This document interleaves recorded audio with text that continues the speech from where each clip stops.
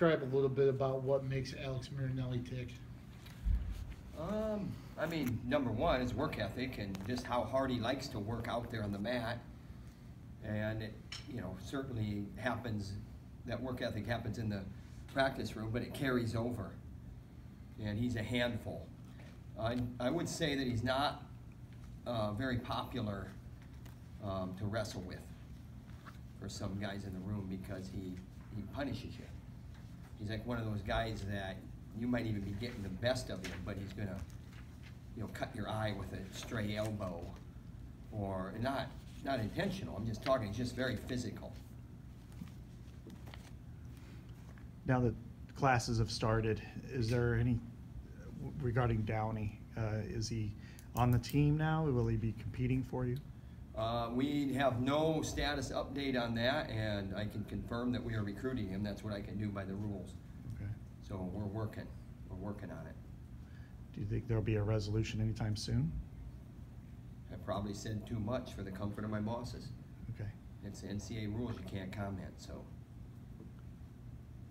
Coach, how important was that to get a big win against Oklahoma State heading in on the road to Ohio State?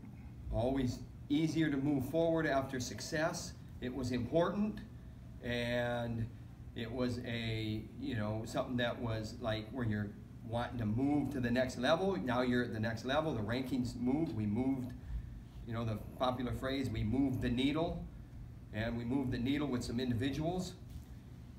There were some important matches, some tough matches that we won, and that's good to see. And we're going to be in a lot more coming up here, and it's going to be very soon. It's going to be on Sunday.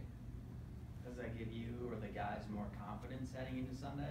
I don't know if it's a confidence thing or it's, I had an opportunity, and every time I get an opportunity, I'm going to show you what I can do type of thing. And that's what it feels like more to me, is one of those scenarios instead of, man, can this guy do it? Oh, yeah, he can do it. Now he should have confidence. It's more about, when you have an opportunity. And you asked about Marinelli, we know what he's capable of. We've seen him in that room for a year and a half now.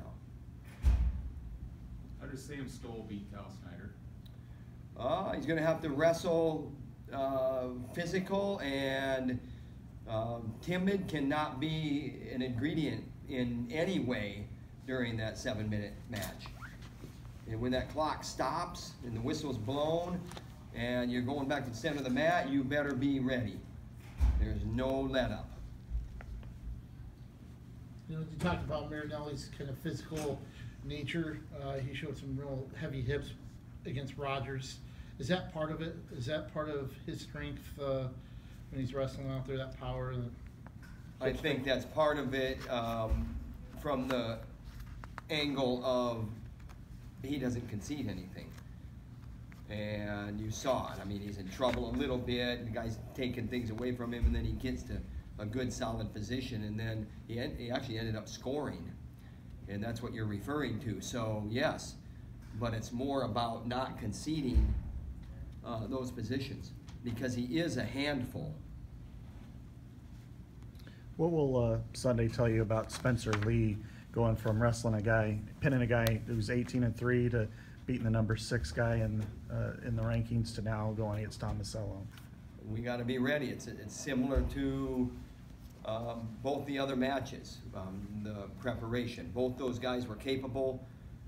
We have to figure some things out.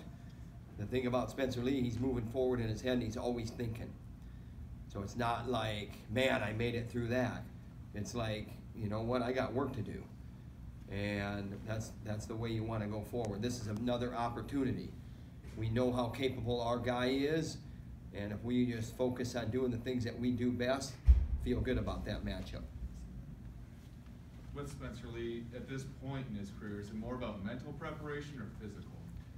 It's more about Spencer Lee wrestling like Spencer Lee can wrestle for the entire match. And, that's both of those things, and emotional and everything else as well. We know what his capabilities are. Coach, how has the relationship with Tom Ryan changed over the years as you guys have progressed as coaches? I think it's still good. It's, here's the thing with the profession we're in. It's a small world, you know, there's a strong tie to this program all across the nation. There's a strong tie to Oklahoma State all across the nation. You know, you got Mark Branch at Wyoming in a top, you know, 12 school or whatever. So there's a little pool of historically good programs that are producing good coaches that are going other places. So it's a small world. There's a lot of good memories with Tom Ryan. He was a teammate, a classmate. And even more memories with him and Terry, my brother. They lived together for a long time. So as far as how it changed, well, you don't see him every day. You're not competing with him. You're not training with him. But I think the respect is still there. But you're after that little piece of real estate. And, you know, I mean, he's busy doing what he's trying to do to get there, and we're busy trying to do what we're trying to do to get there. It'd be the same if you asked Kirk Ferentz about, you know, Barry Alvarez maybe. You know, how has your relationship changed? Well, he's professional at Wisconsin, and I'm still a professional at Iowa. Tom Ryan is a professional coach at Ohio State, and he's after the same thing we are here at Iowa. When you guys were teammates, was there anything that you saw in him that you thought he could maybe turn into a pretty good coach? He wanted to coach. First of all, there was, you know, passion, which is kind of a funny thing to say. But, you know, he competed internationally as well after graduation, but was looking for an assistant job somewhere. It wasn't like, hey, I'm going to go to law school. His brother's a successful lawyer. His dad's a successful entrepreneur. He wanted to coach. He was looking for an assistant coaching position. So absolutely was wired that way. Tom, you said you were pointing towards the duel with Oklahoma State, and it showed you guys were in that tier. What did you consider this a similar barometer for your team? This is the next step, and that's why Oklahoma State was so important, because this one follows that one quickly. And I'm not the type of guy that shoots from the hip. I'm not the type of guy that goes back to the drawing board. I believe in steady progress with nose to the grindstone type mentality. And, you know, I'm not saying that we would have just veered in a whole different direction, but it's always easier to move forward with success. But we also weren't in a, man, let's just wait. I want to repeat that. We weren't like, oh, let's see how these guys do in this environment. I mean, we were at Rutgers. We were in an environment there. We were in some tough matches there. I mean, we had to win 6 of the last 7 matches to win that dual meet. We were at the Midlands. We had 5 guys in the finals wearing Iowa singlets, and all 5 of them won, 5 for 5. So you're seeing it. You're seeing it. We saw it against Oklahoma State. We won 6 matches. We saw some adversity where we had to bail ourselves out. And now we're going to maybe that next tier team, and that's not a shot at anybody else. I'm talking about the rankings. Ohio State and Penn State keep flipping. Penn State brought a guy in a red shirt. He had a good win against Michigan. You know, now all of a sudden he's factoring in the whatever TPI or whatever it's called, those rankings. So now Penn State's number 1, Ohio State's number 2 in some polls. And you know, last week it was the other way. And they're the 2 that are flip-flopping. Nobody else is in that category. So that's what I mean. Only Paul Glenn listed at 133 this week. What has he kind of shown you to earn? Well, he had the performance against Michigan State. For whatever reason, we went with Laux. And this, you know, this is something where, you know, it's his turn. But he's certainly shown some things, and even at Midlands. You know, he went deeper into the tournament and probably performed more consistent than Phil Laux. That doesn't mean that Phil Laux is out of consideration. We can only bring 13 on the trip. That's a Big Ten rule. So we won't be bringing 15. If there were 2 duels, we could bring 15 or an unlimited amount. We have to pick who we bring. When do you hope to have that personnel hammered down or figured out? We're bringing Paul Glenn. That's figured out. We're bringing him to Ohio State. That's one of our 13 guys. Is that what you mean? I mean, Paul Glenn's going at 133 against Ohio State. How is your team different or responded to adversity differently maybe than, you know, even last year? You had some injuries. You lost at Oklahoma State, some close matches. Then you lost to Penn State right after that.